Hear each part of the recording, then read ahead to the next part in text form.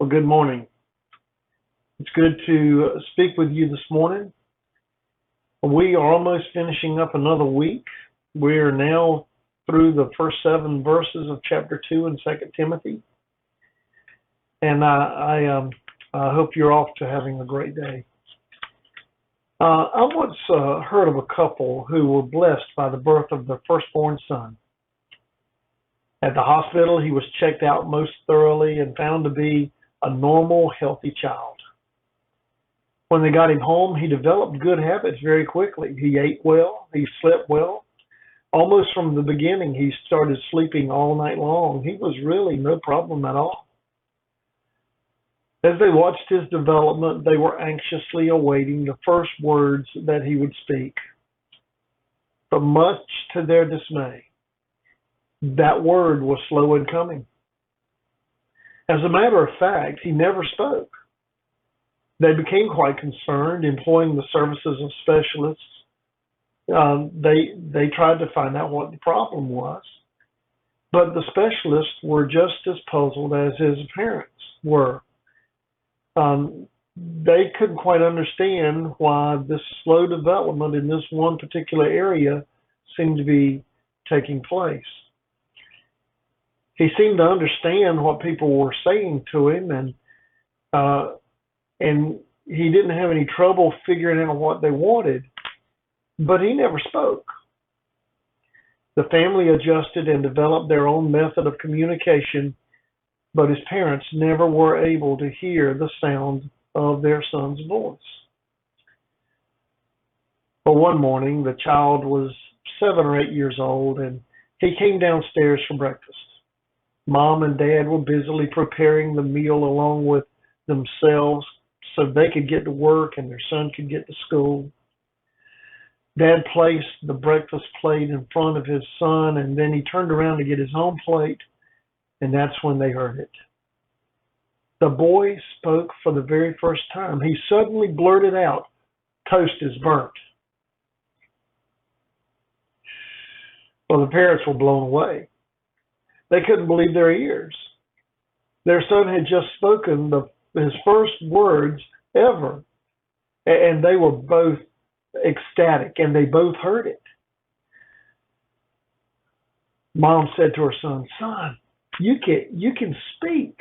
That's marvelous. But why haven't you spoken before now?" The young child said, are you ready for this?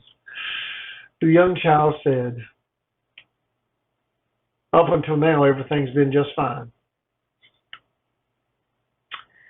I think it was Abraham Lincoln who said, "You can fool all of the people some of the time, and some of the people all of the time, but you can't fool all of the people all of the time."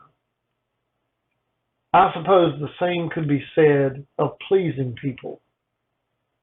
People are sometimes really hard to please. Let's take a few liberties with Abraham Lincoln's quote for a moment and change the words around a little bit by asking this question.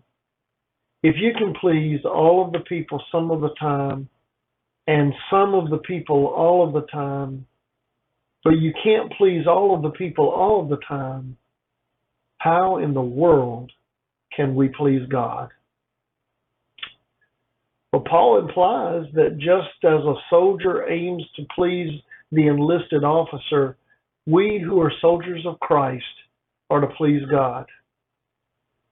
Perhaps there is no place in which we can turn in the Bible to find a clearer statement of what God expects of us than in Micah chapter 6, verse 8. Micah says, "And what does the Lord require of you but to act justly, to love mercy, and to walk humbly with your God?" It is true. Pleasing people is difficult, if not impossible. Pleasing God, however, is attainable, as long as we follow the formula that Micah puts forth. So, the real question is this: how are you doing at pleasing God? Consider the following questions.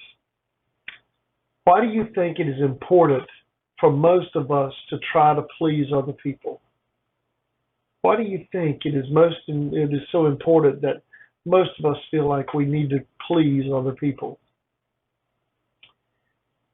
Question 2. Jeremiah 31:3 tells us that God says, I have loved you with an everlasting love. What does that mean to you?